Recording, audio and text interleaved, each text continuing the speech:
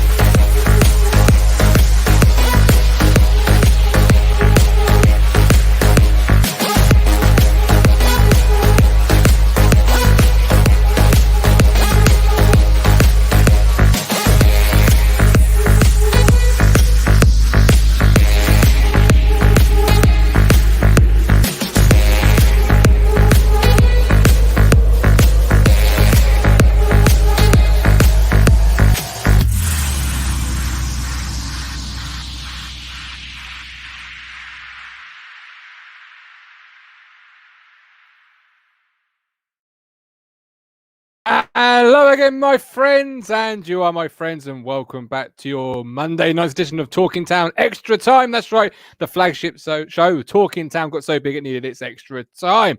I am your host, Martin The Guv Lambert. Welcome in. We are sponsored this evening by Mass Creations in Bury St Edmunds, bespoke web and software development from an Ipswich Town fan. So if you need any of those sorts of stuff, then head to there. There'll be a little advert coming up at some point throughout the course of the show.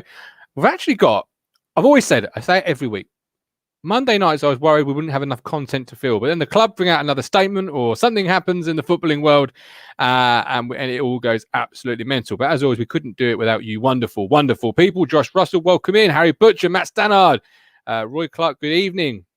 Colin, who has been to the dentist, had a root extracted. Ouch. Not a fan of the dentist myself. I do often pass out at them. I hope you're doing good. Yvonne, who always looks forward to our podcast. That's what we love to hear. Nikki Scott listening in on a work break. Boom. Don't go back, Nikki. Don't go back. Amy, pour another glass for Nikki, all right? We're not letting her go back to work. Mike Brown's in the room. Welcome in, Mike. Right, so with me this evening are two wonderful contributors. First of all, I would like to discuss this wonderful, wonderful book by Graham Brooke. Graham, welcome in. Thanks for joining me again at sort of short notice. I wanted to just give it another plug because we want to get to number one. We want you to be Talking Town's first author to number one in the footballing charts. It's a really good read. I got it yesterday morning. You kindly dropped it off for me. Hand delivered it was. But then some developments have happened. Talk to us about what's gone on in the last 24 hours in terms of this book and the football club and Brett Johnson. Well, basically, I heard Friday evening. I don't know if you recall, but Brett had the book probably 6-7 weeks ago and read it, and then promised to do a review, which he kindly did, and then the book's just taken off and gone from 5,300 plus to number 2 in the Amazon charts. And then today it's dropped down to 5, but then gone back up to number 2. So it's hovering around, just needing sort of some more sales to hopefully put it up to number 1. But one exciting thing in Brett's review, which was on Amazon and on my website as well, was that he said he loved the book so much and he would really like the future players of Ipswich, the first team, to read it, to just understand what the football club's all about and why the fans love it and how much it means to them, and hopefully instill a bit of passion and pride into the players that are going to appear for Ipswich from next season. That's just incredible, really. That's what they want to do. Bring this into Playford Road. So the new hope, as I'm calling them, because this is the squad that hopefully is going to deliver some hope to us, are going to read it and get to know about what it is to be an Ipswich Town player. And we've often, as fans, called for that, haven't we? So such a great move, right? I would imagine it's probably a footballing first that the owners love it so much. I think Brett's the only one that's actually read it so far. So again, that shows great confidence by Burkeye, Mark, the pension fund chief investment officer as well. They've all got copies on the way, but obviously they've taken great confidence in what Brett's seen in it and backed it 100%. So yeah, fabulous. Yeah, we obviously know the deal to buy Ipswich Town was going on for 14 months. So he had this book the whole time he was in discussions with Marcus, probably combing through it, getting to know what he was buying, the fan base. Not quite for the 14 months. I mean, no. do you want to know the story of how it all came about? Or? Why not? Fire away. Okay, well, it was the Accrington Stanley away match, which was 6-7 weeks ago when we somehow managed to win. That was in the middle of our 3-game sort of mini revival, just about the time when Paul Lambert was going. Paul Cook, I think, had just arrived and was watching that match for the first time, I think. So after the game, I was feeling quite high. Ipswich. Third game in a trot winning. That's nosebleed territory in these last few years, isn't it, really? Good grief, is it? Yeah. Yeah. But basically what I did, I just sent a tweet out and said, it's amazing how the rumours of the takeover are galvanising the performances on the pitch. And if you'd like to know what it's like to be an Ipswich fan when Ipswich were truly great, the best team in Europe, I'd quite happily mail you a copy of the book for you to read. And then in under probably an hour's time, I'd suddenly been followed by Brett, and he doesn't follow that many people compared to how many follow him. And then the next minute I got a direct message, no need to send me the book, I've already ordered it.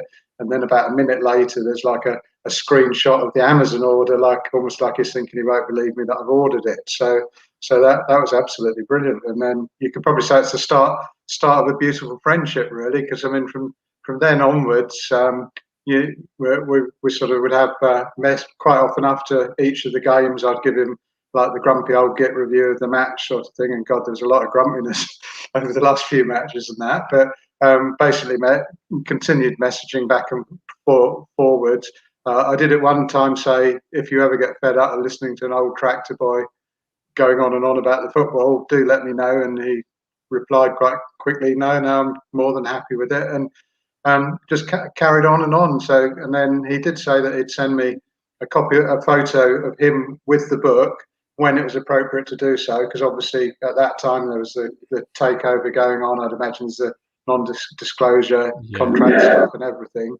So on the UK time morning of the takeover, we were messaging, and he said, well, once his kids had got up, he'd get me a photo over that day. And I'm thinking, God, he must be pretty. You would think he's got quite a lot on his plate, like buying a club. But I mean, he must have loved my book, because it obviously persuaded him to buy the club, didn't it? So, yeah. And I believe that's the first bit of Ipswich memorabilia that he did have. And then by 1:30 on takeover day, this photo had come through. So obviously, I couldn't move quick enough to get that out on social media and everything. And that sort of rekindled quite a lot on the interest of the book.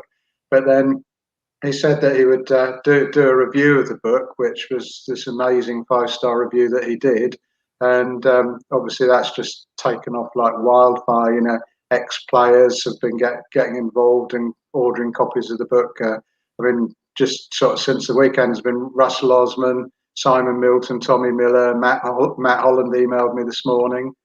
So all these players. And, the beauty is that at the end of the day, if it can be just like a very, very small contributing factor, that some of these players read it and they know what, the badge means to us fans, and the owners have eloquently said on more than one occasion that they've said that they're basically custodians of the club, although they're kindly putting all the money into the club to try and get it back to the big time again. They do appreciate they're doing it as a representation of the supporters at the football club, which the only person I've ever heard say that was Andy Holt up at Accrington, you know, and I fell in love with him that day, the day he said that, you know, and it's just so refreshing. So really good. Absolutely. And it must be something to know that this book is going to be in the hands of new players that are going to play for our football club, that the owners have read it, love it. Chapter 3 is my particular favourite chapter, Graham. I'm going to be honest. The Cockney Blues, Trains and Trainers. That's one of my... I've just started the book, though, so there may be others coming forward. Curtis Yates, Brett Johnson's just been to say of myself, absolutely fantastic bloke. Lots of love for Brett Johnson in the Chelsea Burkhardt Bouquet. A lot of love for him. Having on the show Thursday. There was at one point during that live show, there was a whole load of ones flashing on the screen. I was thinking, what is going on here? And it was press 1 if you love Burkhardt. It was just, my whole screen was just full of ones, and it was absolutely beautiful to see. Now, for those that haven't yet got this book, don't be ashamed to say you haven't got it yet, because we have got 2 copies to give away this evening. Graham has got a question. So, ask your question, Graham. The question. It's quite easy because it will be between 1 and 66. So you've got a 66 in 1 chance to win it. So in 1980-81, the UEFA Cup winning year, Ipswich Town played 66 matches that season. So what I would like to know is how many games did I go to, home and away, in this country and abroad. It covers the League Cup, FA Cup, UEFA Cup, and obviously the Football League. So if you can tell me. A clue was, I hate giving my age away, but I was 16 in my first year at work, earning about £25 a week at that time. And I didn't have a car, but I still did an amazing number that year. So I'll let people start guessing. Okay, Graham, thank you ever so much. Brett Johnson himself. Hi, everyone. Grab your copy. It's a great read. Thank you, Graham. Brett in the chat, in the room, watching the show. Amy, down on the bottle of wine, girl. Graham, thank you ever so much, my friend. It's been a real honour. This should be something you should, be really proud of. I'm proud of you for it as well. Well done. Graham, will you do me a favour and keep an eye on the chat for who's won, and then let them know, please? Yeah, sure. Perfect. Thank you ever so much, my brother. Take care of yourself. Right. On to tonight's contributors. First of all, we have the wonderful. He loves his dance anthem.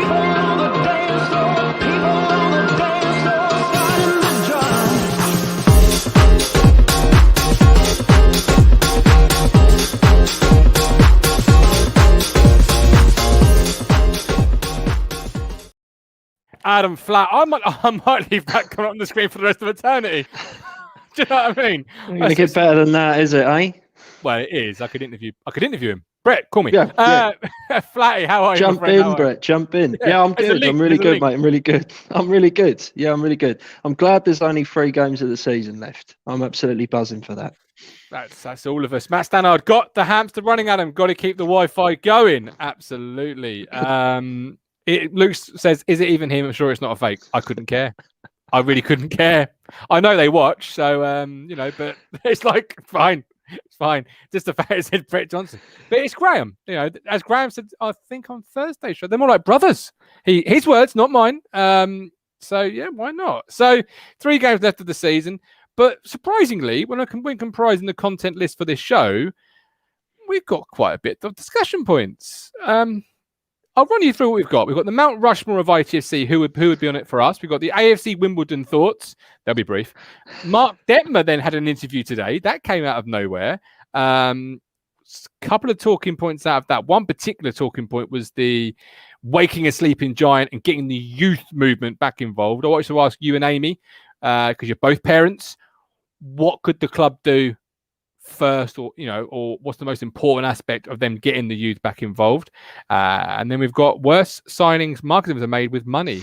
Group A, courtesy, this is inspiration from our friend Renegade. Sorry, no, it is Renegade Statman. Emmanuel Thomas, David Norris, Paul Taylor, and Grant Ledbetter are Group A. We will discuss that very soon. Some good answers coming in. Graham is busy at work, taking them all in. He will be in contact with you, or he will prompt me when if he can't get hold of you. First of all, let's quickly run a word from our sponsors, and then it's the queen of all of our hearts. Welcome to Mass Creations, high-quality web and software development. Wherever your vision, Bring it to life with mass creations based in Bury St Edmunds. From web or mobile development to SEO and IT consultancy. Whatever your vision, get in touch with Mass Creations and join the list of companies from Terrace Life to Balm Music to have worked with them. Call today on 07896 904 571. That's 07896 904 571. Or head to masscreations.co.uk and access their 24/7 live chat. Mass Creations, proud partners with Talking Town.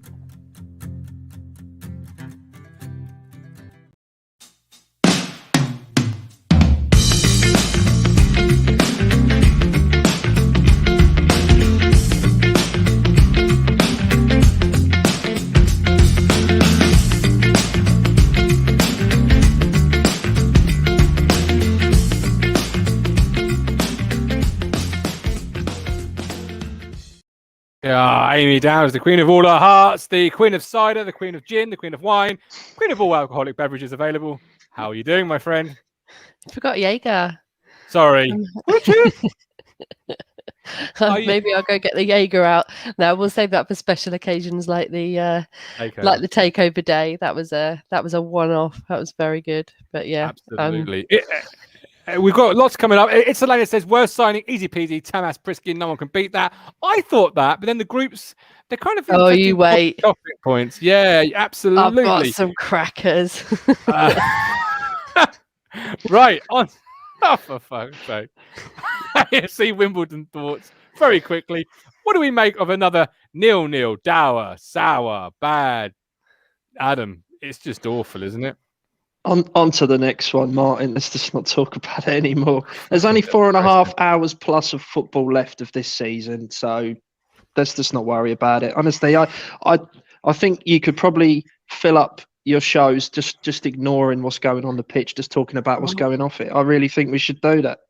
Well, we'd love to, Amy, but I need to grab your thoughts because there is a reason why I'm grabbing these thoughts, and it will become obvious as we go through. But Amy, what are you sat here Monday night thinking, looking back on that, a team that now can't even get a shot, can't even get a decent cross, can't even get a goal against a team that is basically relegated or will be relegated? Well, my thinking earlier when I was catching up on podcasts from the weekend was, do we need to bother?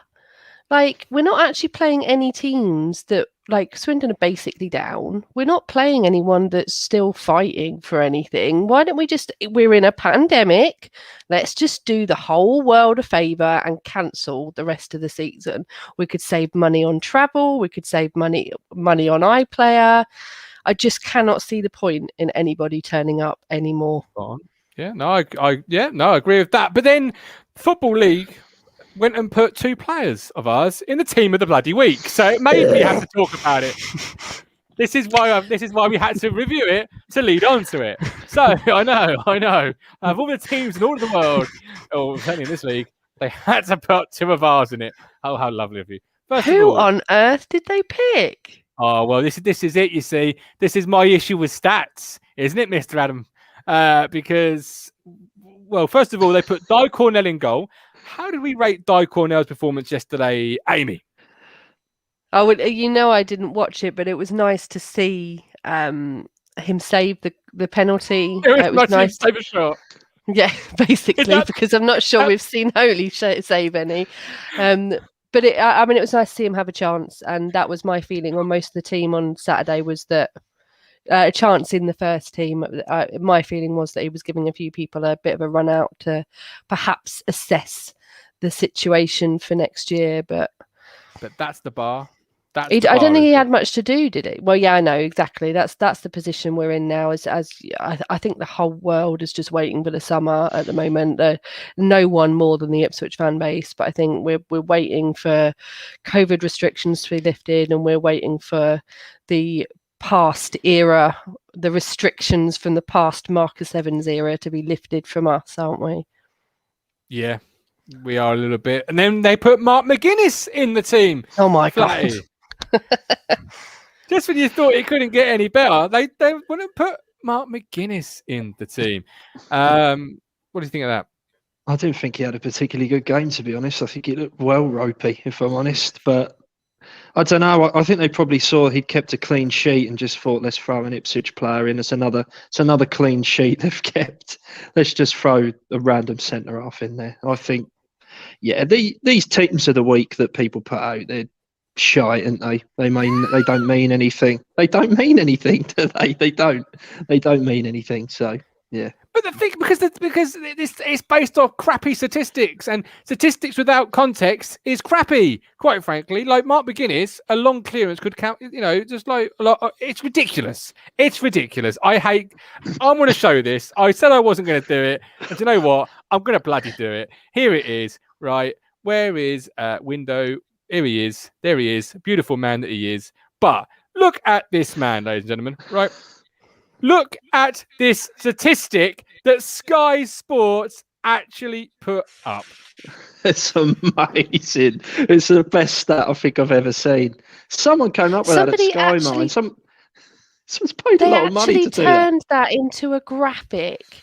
That's oh my God, we need something to put on the screen like now. Either that or it's some work experience kid. They were like, oh God, no, we've got to put it on now. That's ridiculous. Use your noggins. He's a caretaker manager as well. He's not a full-time manager. He's not going to be. He's only there for the last few games of the season as well. I mean, if he was under they shoot a stat before that cup final about how many finals Guardiola had won since he started management. I mean, this poor Ryan Mason, if he didn't realise the size of the task that he was up against before the game, they really rammed it down his neck when they put that stat on the screen. Yeah, Pep Guardiola's had like nearly 700 games, Ryan, and you've had 2. Well done, mate. And you've won once. And you've had You've 0. only won 1 game. How dare you? and amazingly, in 2 games, you've had 0 major trophies. Disgrace, get rid of him. That's it. Bin him off. I mean, that just for me sums up the statistical approach some people take. It's like it's like expected goals. You know how I feel about. You don't need a physics degree to tell that we don't score many goals. It's like when it says Ipswich Town expected goals 0.12. Fuck, well, my eyes didn't lie then, did they? It's like, come on. I mean, seriously, it really gets me. Colin Plum, that's Sky for you. Oscar S.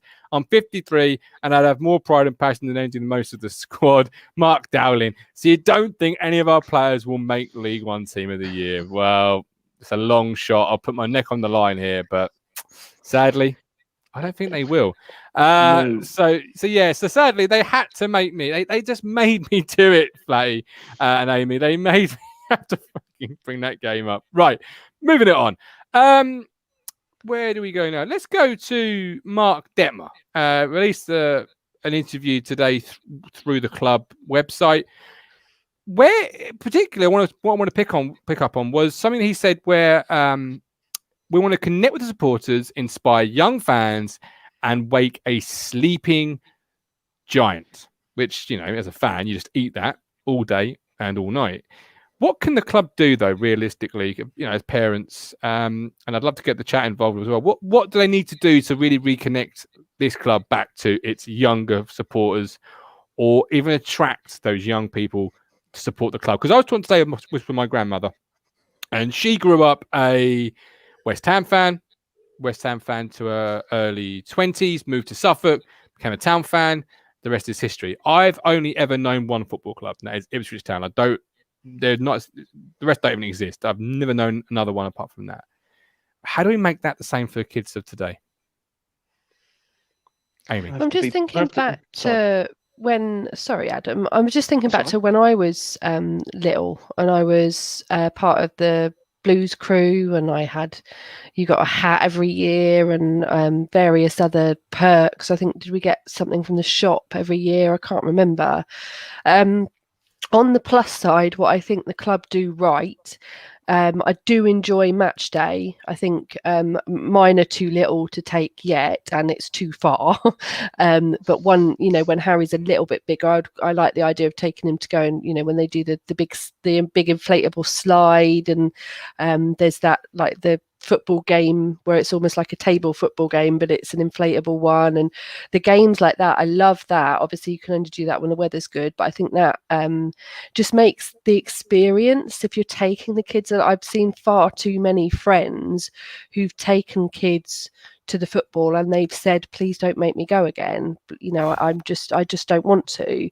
I've seen, the Statman's a really good example. His kids who have gone with him for years, I can't remember how long ago it was, but they asked not to have a season ticket again. And you see people who are absolutely, massive fans losing their kids' interest. I think when you go back to when I was 10, that was when I first started going, we'd just been relegated from the Premier League like in the mid-90s, and then so I had the 6-7 years of us pushing to get back up again, and it was exciting, and it really like made me fall in love with football. Hopefully with the new owners we've got a bit of that excitement coming back, but I do think the other thing that I do think the club have done, because obviously at the moment they've got the restrictions of there I go again, the restrictions of the pandemic, so they haven't got that game day experience. What I did really like was their the team mascots reading out the team, reading out the players. I loved that, and I thought, what a wonderful, and every kid's dream. Harry talks about it all the time. You see him whenever I get the camera out, he will start talking like a YouTuber. I'll be like, click and subscribe, follow me below. That's their, that's what that's their communication, isn't it? Oh, he's very good. He's very good at like remembering things and repeating them. But Hello that's again, what friends. kids know. Yeah, exactly. I'll have to get him saying that for you. But that's what the kids love. So having a chance to be on the club's social media, that I thought that was a cracking idea. But somebody's just said it in the comments there. The most important thing is making it affordable, because actually, if I was down there getting a season ticket for myself and both sons, as an example, it just wouldn't be viable. I might just about manage it for myself, but I wouldn't be able to manage it for my kids. And that's, you reach a point where you're like, well, I can't go then because I can't not take my kids if they want to. So making it affordable is really important. And there was that thing a few years ago, wasn't there, where did they get rid of the £10 season ticket or something like that? It was a really cheap season ticket in the family end, because they said people were giving it to their friends and adults were using it. But they've had a lot of own goals over the recent years, and that's just part of the Marcus Evans reign, Adam. But it could football teams, not just Ipswich, but Ipswich in this case, could they learn a lot from the cinema trade, from the people who? Because I haven't gone to the cinema in donkey's years because it's too expensive. By the time you've bought yourself, your wife, yourself, your couple of kids a ticket, popcorn, hot dog, because every kid wants a slush puppy, you're looking at a lot of bloody money. It's no different for the football. A family day out that would have cost 20 quid when we were kids, what now costs 50, 16. Yes, of course, inflation, but we're a third tier team. How do Detmer and Co do it for you, Adam? They've got to be a good football team, Martin. They've got to score lots of goals. They've got to win lots of football matches. You've got to shoot up the league. They're not going to entice any supporters at the moment, are they? Because they're bored to tears watching us play. They need players that they look up to, role models. It needs to be affordable. Ideally, we need to move somewhere where the weather's nice and they don't have to go to games in December and November when it's raining and they turn around and say, I'd never want to go again because I'm frozen. Oh, but that was half the fun, running to the ground in the rain and the dark. The open day that they do in the summer is really good. My oldest goes with his granddad and really likes that. He's probably just a little bit too young, I think, to go, but he has said he does want to come with me next season, and I think if the season ticket prices are good, I think I might do it. I might go with him, but it all boils down to being on the pitch, Martin. We can talk about, I suppose affordability is a close second, but they've just got to be a good side. They've got to be an exciting team that you want to go and watch, because there's so much more for them to do now, as opposed to when I was a kid, with smart TVs, with YouTube, with laptops, tablets, PlayStations and things like that. There's so much more access for them to do things now that if they get bored of the football, they can just disappear off and do something else, and you lose them as well. And the fact we're a League One football club is not helping this is not helping us one iota. So the sooner we get out of this division and we start rising up the table, we'll get the fans back. I think it will be. I think you'll get the fans that have drifted away that will come back, because they're the ones you need. You'll always have the core. You'll always have the hardcore. I'm always, my mum and dad were big Ipswich fans. I've always been an Ipswich fan. But the people that maybe don't have an affiliation but live in the town, have got kids, it's those people they need to be tapping into. The ones on the verges and stuff like that. Bringing them in. And the only way to do that is have a good, successful football team. I think. Yeah, that's the easy answer. Yeah, that is the easy answer, and that gets the adults, and it's almost a chicken and the egg situation. How do you get it? Do you go to the adults first that then embed it into the child? Like my grandparents evidently gave me no option. It was Ipswich and Ipswich only. Or do you go to the child? I think we have to go for two there, and I'm intrigued with the American approach. I'd like to see the whole family enclosures go to one stand, be that the co-op stand with the openness behind the co-op stand. Run things throughout the game. Do not be ashamed or afraid if kids don't want to watch the football. Yeah. Make it so they can go outside into an esports arena, play games with their mates, kick a ball around under a watchful supervision. Because in America, a lot of times, NFL is such a long afternoon. You're there for the experience. You're there for, you can sit in a hot tub in some stadiums and watch the game, etc., etc. Now, I'm not suggesting that. But what I'm saying is, if your 10 and 12-year-olds don't want to sit in the co-op stand with you, they can go out to the back and be safe and secure. And it's a part of a day. They're enjoying it. You're enjoying it, and it's building it and building it and building it. And when they go to school on Monday, they go, "Where'd you go Saturday, Sammy?" "I went to see Ipswich play." They're not, and it's just that. I think in this country, you come watch the football. You've got to sit in the freezing cold, eat your pie. And if you move, you're not a real fan, or if you click too many times or do some silly noises or whatever, people around you will get upset. That's my opinion. Just really sort of break with tradition, really freshen it, shake it up, almost tailgating, if you will. Matt Stannard, to be fair, I think the kids' tickets are amazing value. The issue is the adult one. That's where they stitch you up. Yeah, LCFC Sweden, FC Tucson have bought out flex tickets. 10 games for a discounted price. It can be used as 10 people for one game or 10 games for one person. I like that. I want to see that for adults as well, because there's so many people that can't do Tuesday evenings or can't do Saturdays because they work Saturdays, so they don't buy a season ticket. Glass wine, hot tub. Yep. That is my ideal Ipswich day sorted. I would love to see the flexible season tickets for me. If I could have a home ticket for 10 games a season, I'd buy it. But then why can't they work with the long-term supporters trusts of Cornwall, Yorkshire, blah, blah, blah, and say, look, let's give you a supporters trust season ticket. We're not all expecting you all to come down every single week. So let's give you one as a supporters trust. And then the chairman, etc., can dish it out. These are the dates. What can you do? And then you've got something. It brings you back home. You organise like a coach to go down together and things like that, don't you? Definitely. And it's flexible and things like that. Use the supporters trusts or supporters clubs. Tony Baker, pre-game entertainment would be the real spark to people engaged. Fan zone's a good idea, but a tribute band only takes you so far. Yeah, I mean the fan zone needs a big Neil Diamond tribute act's not going to cut it for everybody, is it? The time I was last there, it was the day we beat Leeds, I think, on the relegation game. There was like a local rock, I wouldn't say rock, more indie band that were playing, and that wasn't, it was pleasant. But I'm not sure many of us go for the music. You're there to socialise with your mates. Yeah, but it's so low key. Like we are now American owned. We do everything by times 20. That should be the motto from now on, because that fan zone, like you didn't know who was on. There was no schedule of events given to me as a season ticket holder of this is what's going on. Yeah. This is what to expect.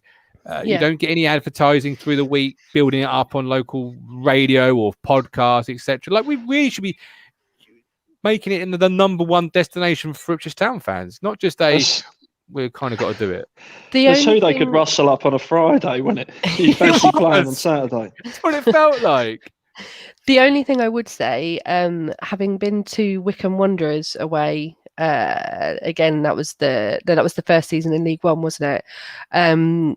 the American owners there came on the pitch. It was New Year's Day, and he came on the pitch and wished everybody a happy new year. And I think they'd only just taken over, if I remember right. And there was a lot of excitement from their fans, but our fans, my God, there was a lot of moaning about all this fuss, all this music, all these fireworks. Oh, who has fireworks at the football? I thought it was fun. I really liked it. I really enjoyed it. But I do think if you're talking about getting people there for a day out, it's bearing in mind that not everybody would like the sunshine and fireworks. Sorry, Amy. You could build a big sports bar with that bit behind the behind the Britannia stand, couldn't you? You could get rid of that marquee and you could actually build something, because they don't. I think they use the old practice pitch for some sort of like football coaching stuff, don't they? But they could, if they wanted to, build like a custom built like sports bar type thing with screens and stuff, with proper bars and things like that. Actually make it a little bit better, because if you go there and it's pissing down with rain, it's not particularly enjoyable experience, is it? Watching some guy trying to play a guitar when he's getting absolutely drenched. Did you know they do have bars at the top of the stands? At the top of the north stand, is it bar 78 and bar 8? I didn't know about that. Yeah. I mean, it's a long time since I was a season ticket because holder. we're not because we're not a new stadium, we can't go round, can we? So exactly. So you have to be in that stand to do that bar. Is it a case the name? Go on, Amy. No, the only other thing I was just thinking is like every away game that I go to, most of them have got bars either at the club.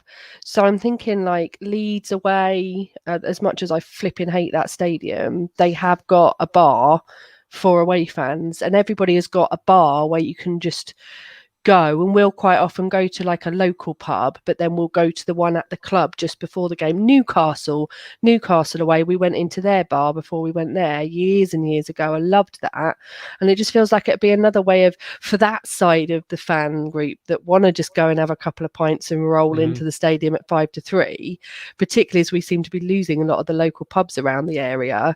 It would be lovely just to have somewhere where we could all congregate, because that actually, losing the Drum and Monkey hasn't helped either. People lost their place to congregate. But that should have been an open goal to the club. And I think that ex-training facility at Pullman Road behind the co-op stand, it's got too many hats. Like, it's a kids thing, it's a coaches thing, it's a fan zone thing. So they can't build something particular to it. They should take all the kids coaching up to Playford Road, make that a huge thing. You're getting access to Playford Road near the football players, on the same pitch as they train, all the facilities.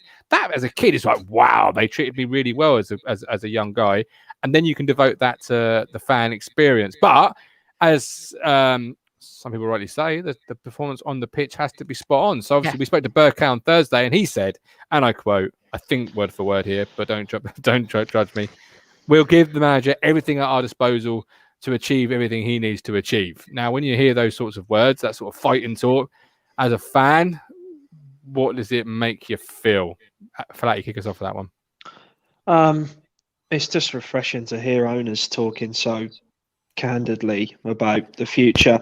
I mean, we're seeing now the final death throes of the Marcus Evans era, aren't we, being played out on the pitch, and all the cost cutting and all the the dropping of standards laid all to bear. And it's just great to hear an owner that says all the right things, wants to engage with fans. Ultimately, Martin, the proof of the pudding is the team that's put out the first game of next season, and see what has actually happened next summer. So that's where I am with it.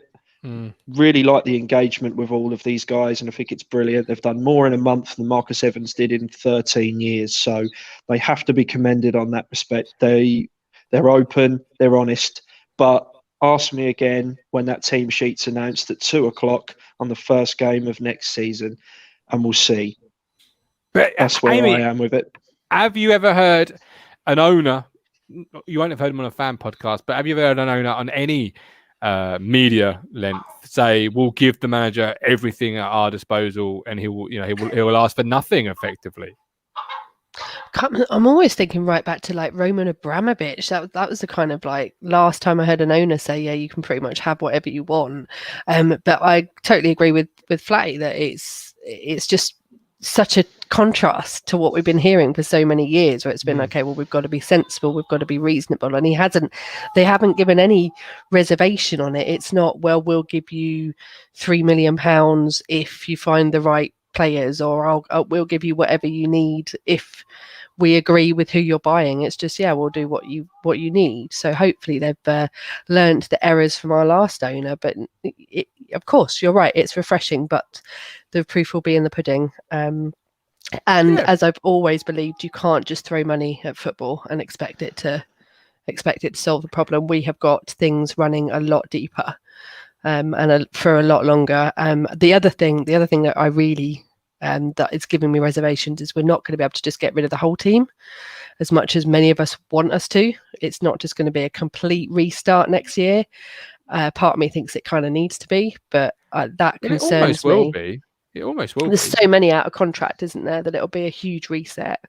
Yeah. And you're right, money doesn't solve everything, but I can't even help feeling with this team. Had Evans delivered a striker last summer, had he delivered a winger, had delivered something to Paul Lambert and now Paul Cook, we aren't that bad of a team. We don't lose many games. We just don't win any games because we can't score goals. Like if you stick a good midfielder and a good striker in that team, you'd be in the top 6 in this division because that's the league being shit, not anything else. Whenever you see the stats of teams conceding, we're always really well put in that. It's the fact we can't score that's the issue. It was the same the year we got into the playoffs, wasn't it? If he'd just given us 1 or 2 extra quality players, we would have gone up that year, and we would not be looking at this story that we're now in. He built he made his own bed, didn't he? As Facebook users said, he put his neck on it. He put his neck on it, Flay. That's it. One of the biggest things these owners can do is raise the standards of this football club. Take them out of wherever the hell they are at the moment and raise them where it's... Do you not feel he did that on Thursday? Do you not feel he by saying my neck's on the line, I'm disappointed there wasn't a bounce. All these like we've heard Leo Neal, and I'll let you finish that point in a second. But Berke Bakai might be just giving you the same sort of spin as Lee, but in a more convincing salesman way. But everything he said, I was believing it, and it was always my neck's on the line. I come from from Turkey. I'm a Galatasaray fan. I'm used to this. I expect this. I'm disappointed with that. It was never, well, we did our best. The lads are trying or any crap like that. Do you know what I mean? No. It was much more impassioned on it than anything Leo Neal's ever said.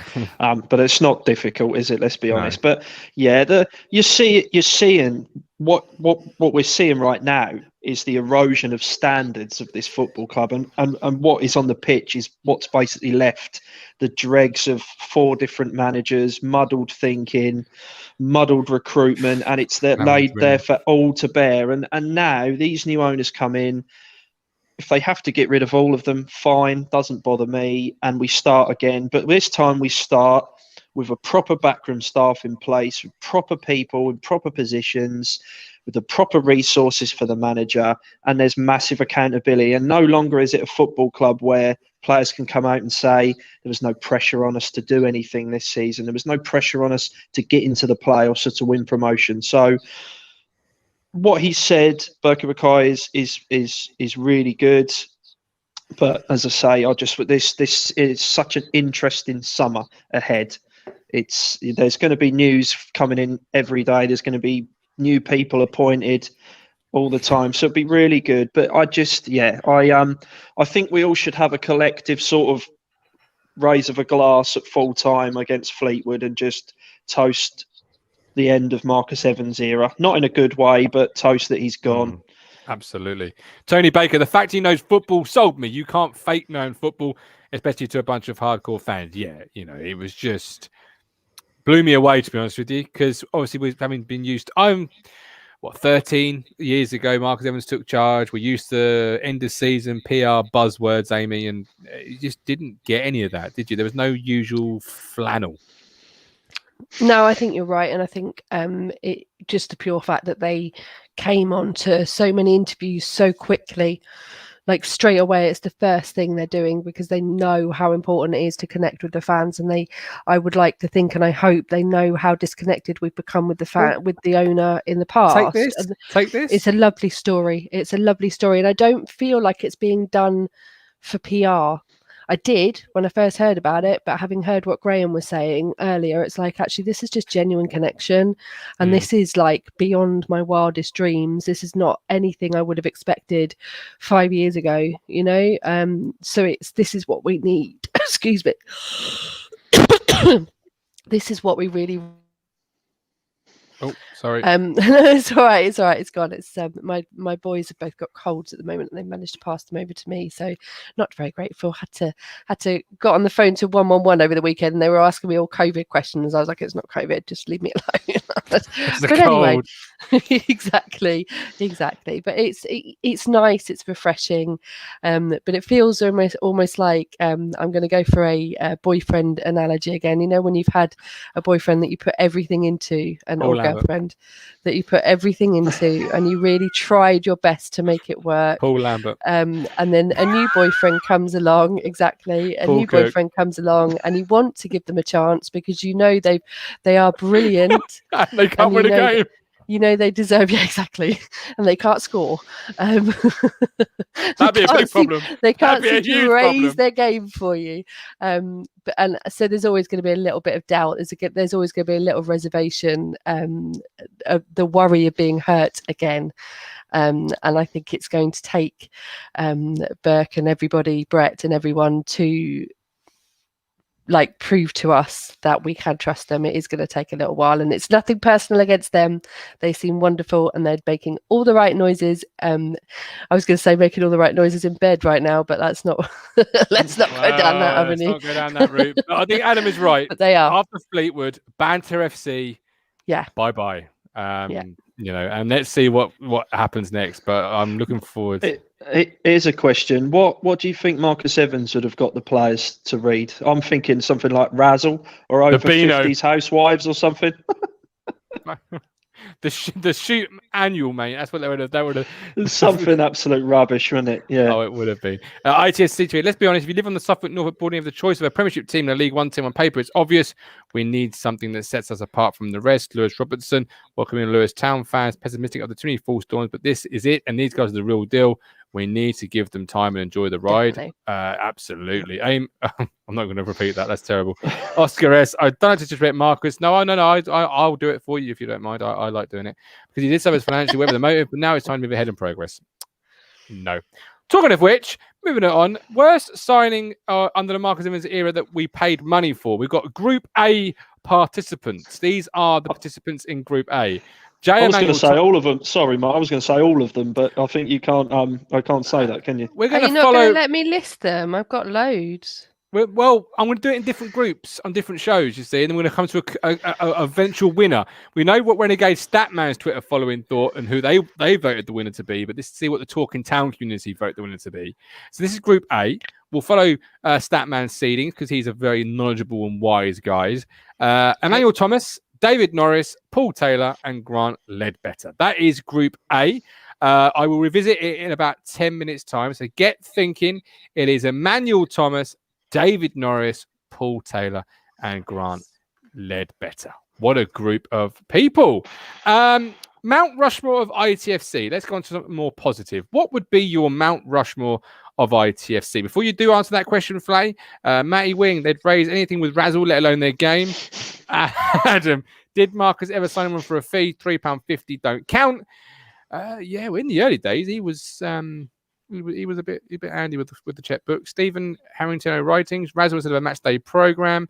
Colin Plum has an all. That's something else they could really do is shaking up the match day program. Flipping hell, like that needs a big revamp and putting online as a PDF and accessible after the game for free, but in a much slimmed down version. So if you want the full fat, you've got to pay. But do you know what I mean? There's those sorts of little touches gets people involved. Right, Mount Rushmore.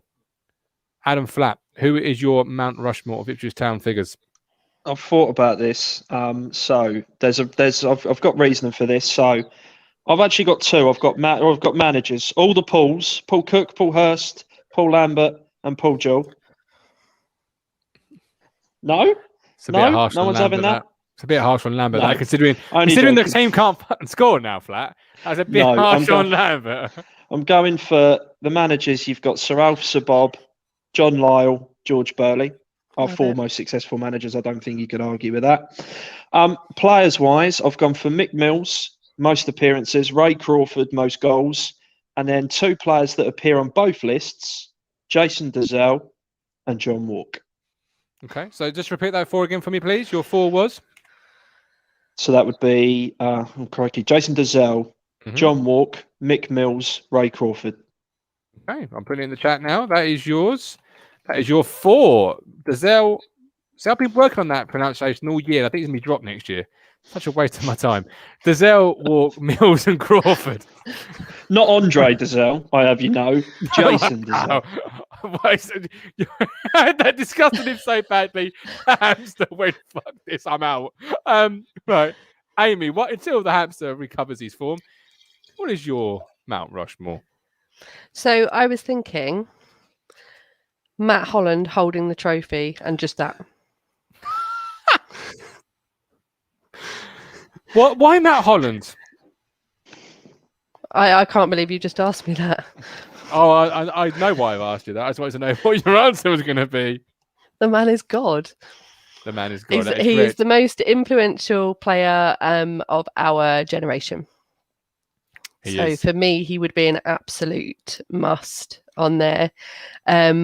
I would say, I know you can't have more than 4 on there, but I would say in addition to the ones that Adam said, BT has got to be in there, surely. Walker, you said, I think, didn't you? But for me, it's Mr. Holland and no one else. I'm not even bothered about who else is on there. Okay. Neil Wilmore, BT, Walk, Mariner, and Muren. David Long, Walk, Holland, BT, and Butcher. It's Eleanor. John Walk has stated, I think Eleanor means, at the time of his town, at the end of his time on town, he was terrible.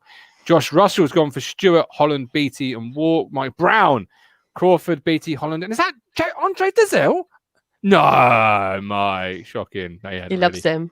He loves Andre. Big Andre Dazelle fan. He was a bit surprised you went for Jason, to be fair, Adam, not Andre. Yeah, I know. I thought mine captures. You've got the 60s with Crawford. You've got Walk and Mills that captures the 70s, 80s. Obviously, John Walk played into the 90s, and then Jason Dazelle was obviously the 90s as well, most successful team. But you can only have 4, can't you? That's the problem. You can. Owen Neelan, Walk, Mariner, BT, and Holland. Mark Dowling, Holland, Walk, Muir, and Dyer.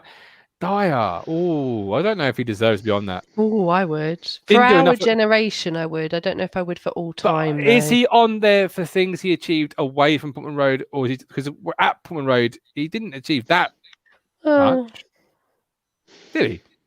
No, but he was because he left us before at the time where we were getting great, but also he was one of our own. He still is one of our own, and he's gone on to achieve really great things. I'm not sure there's many players who are.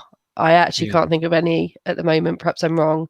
Who are at ours, came through our youth team, played for our first team, played well for our first team at a time where it was relatively successful, and then went on to big and great things. I remember having an Adidas postcard of him on it in his England strip years and years ago. We were very proud of him. We were. Can we just stop? Can we just all pause here for a second, because we have a time traveller, or we are the time travellers. Joe Dickerson. I'm about 15 minutes behind. But went to the Amex to watch Arsenal Brighton with a mate. Was 1-0. Was on TV with my back turn as Brighton scored. They had bands, barbecue pits, so much stuff. Joe, welcome to the 15-minute interval. You are more than welcome. You have reached this point. Carry on to the end. It's a good show. Good old Joe. Good old Joe. Accrington Stanley had, if they won, everybody got a pint. It was pints for £1 for the first hour after the full they time. Should do so that. Of course, we were straight in there. Pints and points. Love pints and points. If we win, you get. If we get points, you get pints. That's always the way I like to live. Lewis Robinson, Burley for what he did as player of manager. I personally like Mike D's suggestion. I think Mike D probably wins this whole lot. Lee Barrett, Bracey, Salmon, and Holy. Right, that's an awesome list. Nailed it. I mean, Lee Barrett, if you want to get technical, did have the best points per game as a goalkeeper. Really? Yeah. Presumably 'cause not many games. I rated him. I think he was harshly critiqued for that Norwich drubbing. Neil Perks, Cooper, Beattie, Majorton, and Wymark. It's points mean points. Pints mean points. Whichever one you want to do, Harry. David Eaton, Sir Al, Sir Bobby, Mr. John, and the Beat. So many you could do, which is another reason why this club was bought by the people it was bought, because it has got a fantastic heritage. Right, back to Group A. We have got to round off with Group A. Mount Rushmore of ITFC, Jan Manuel Thomas, David Norris, Paul Taylor, and Grant Ledbetter. Who advances out of Group A as the worst for you, Adam? It's a no-brainer. It's Paul Taylor. Absolute no-brainer. Why? Dreadful football. Well, I don't know. We ended up having our pants pulled down by Peterborough to sign him. We paid too much money for him in the first place. And then, how many games did he play? We signed him. I think he played once, got injured for about 6 months. As per Ipswich. Then didn't he get into a punch-up in Yates in Ipswich? He did, yeah. And there was that weird story about him having to leave the matchday squad because he needed the dentist or something, didn't he, at one of the games? I think he scored once, didn't he? And then was he released a year or so later, or we sold it? I can't even remember him. He's so insignificant and so poor. But I don't think you can put Norris in there, because I actually think he was all right, David Norris. I think he certainly wasn't so bad. Emmanuel Thomas doesn't go through purely for those goals against West Ham, I think, when we stuffed them 5-1 on deadline day. Yeah. But it's Paul Taylor by an absolute country mile. Mark Dowling, Jet. He thought he was Messi, a simple young lad who thought he'd made it before he never did. My best memory of Jet, though, is where he's pictured with the Billericay owner at the time, and then he has to come out on social media. He has to come out on social media to say he's not signed for Billericay. Yeah. He's still scoring goals in Scotland. Jet for Livingston. No, not Tamplin. Old Jan Manuel Thomas. He's still bagging goals for Livingston. Sarah John, new Ko-Fi contributor. Thanks ever so much, Sarah. Paul Taylor, 100%. Ralph, what about Chopra? Yeah, but there's other groups. Don't worry. It's like the World Cup. There's other groups. This is the opening night, Group A. David Long, Taylor was awful. Matt Stannard, Jet had the most powerful shot I've ever seen. He had one power, didn't he? Hard. Yeah, but it was just aimless. No really. Direction. Yeah. Amy, who wins it for you? It's all right shooting hard if you don't know where it's going. That's what she said. Emmanuel Thomas, David Norris, Paul Taylor, and Grant Ledbetter. Mrs. Downs. There are two people, There are two people who shouldn't be on there at all. Norris and Ledbetter. Grant Ledbetter is the most, by our fans, the most underrated player we have had at Portman Road. That guy had talent, that guy had consistency, and I think the fact that he's gone on to play well at clubs like Middlesbrough and stuff since, I liked him, and it really did my head in how much our fans didn't like him. He was also the last player that could take a set piece at Portman Road. We have not had anybody since then who can take a set piece. Lead boots, first band lead boots. It was called that for a reason. It was still the best one we've had in a long time. I challenge you to give me someone who's better. Hold on a minute. Edward's free kick's just flown past my house. Hold on. Well, there it goes. It's now entered Earth's orbit. It's like one of the satellites. Oh, man. Going around. So who wins? Funny. They should be able to practice these things. It's ridiculous. Yeah, they should. He did practice that, though, Amy. That's the funny thing. That's what he practiced. The thing is, at half time, after the first 45 of hitting the first man, I said, just give me a over hit set piece, just so I can say, "Way, at least one got hit." Edward said, "Hold my beer." Hold my beer. I'm telling you, we are in the dressing room at half time this show, because early part of the season we called Bishop out. He played well second half. This happens. We're in that dressing room. But I'm telling you, it's true. All about the Blues. Paul Taylor made Chambers look silly on the opening day. I won't mention Chambers with Amy about. Bald and Blue. We used to be broadcasting during close season. Oh, without a doubt, Bald and Blue. When this club gives me content, I will create it. Emerson Ferrer, Ledbetter, another sidewards player. Yeah, Josh Russell. Garbett was a good set piece taker. The Karate Yan, a little behind. Yeah, he was. He was. But that just sums it up, doesn't it? We could have got Luke Garbutt, but we got Stephen Ward, the bomber. But Emmanuel Thomas, Brennan Woolley, what were you thinking? Was trash, but they can't come in with Paul Taylor. Thought Norris was pretty good. Right, who wins it, Amy? Oh, without a doubt, Paul Taylor. Absolutely no doubt. So much hype around him coming as well at the time. Up there with Hughes and Judge in terms of someone who's completely disappointed and let us down, I think. But at least we didn't have any affection for him when he completely let us down, because he was terrible. I'm so disappointed I don't get to give you my list of players. Can I give you my number one? Of course. Go on then. Yes, of course you can. I'm going with Lee Martin. See, I don't understand this Lee Martin hate. Lee Martin. Lee Martin. He was a great player in a shit team. People say to me all the time, if Andre Dozzell played in a better team, if Lee Martin played in a better team. Well, what's he doing now? Working at Morrison's. I don't know. Exactly. I think he is still playing. I just can't think who he's playing for. But he's not playing for a better team, and there's a reason for that. And there was a lot of discipline problems with him as well, wasn't there? I'm sure he ended up playing for the youth team because he got told off for something or other. I just remember him getting sent off at Peterborough when we lost 7-1, and it was just the most. What was that? It was a ridiculous red card, wasn't it? It was just stupid. And it was one of those ones where it's like, right, we're getting hammered here. Keep your head, and then next thing you know, Lee Martin's kung fu kicking one of their players. It's like, and then I think Tommy Smith got sent off literally right at the start of the second half. We had 9 players for like the rest half, and we lost. That game gives me nightmares. That Peterborough 7-1. Honestly, it gives me nightmares. The fact we went 1-0 up in that game as well is even worse. Makes me sick. Yeah. Well, there you go. Quick one, Martin. Before we wrap it up, you mentioned Stephen Ward earlier. Did you see the club tweeted out about walking football earlier today? No, I didn't. But they should. I'm sure Stephen Ward's on the picture somewhere. Bomber. If you're 35 over, that's why I mentioned it. If you're 35 plus, come and play walking football. And I'm sure it had a picture of Stephen Ward on the front of it. So instead of being at Swindon next weekend, he'll be up. He'll be on the practice pitch. Oh, brilliant. Back to Lee Martin, though. His best moment was at Southend in a friendly when he rifled into a 25-yard thunder bastard. He just literally wedded that. That was his best moment. Mark Downing, Lee Martin, most I've ever seen. So frustrating to watch. Tweedy, Martin plays for Ebbsfleet nowadays. There you go. Still playing, still in the game.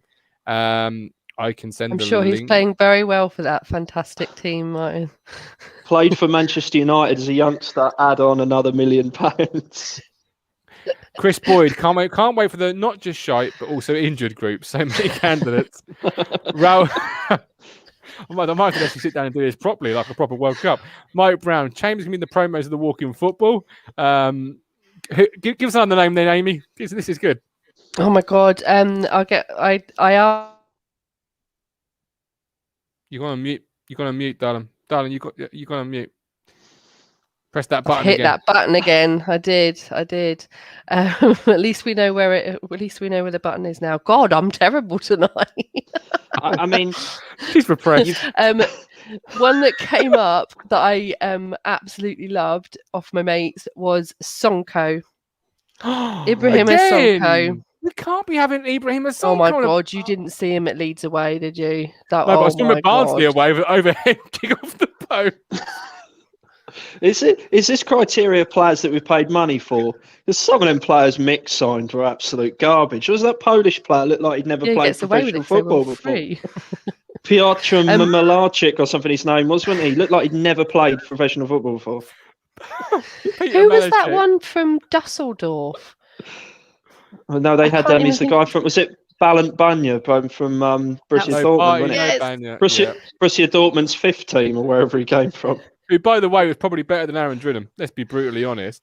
But I'm not having Ibrahim Sonko because if you wanted poster boys of Banter FC, Barnsley overhead kick off the line, it's just the promo of Ipswich Town under Marcus Evans. My mates just mentioned one that you're going to love, Johnny Douglas. Oh, for fuck's sake! That was a classic Windows 95 moment. That was, wasn't it? You know, it is a player that's not only. I mean, Brentford knew was so far past the year they would have him training with the kids.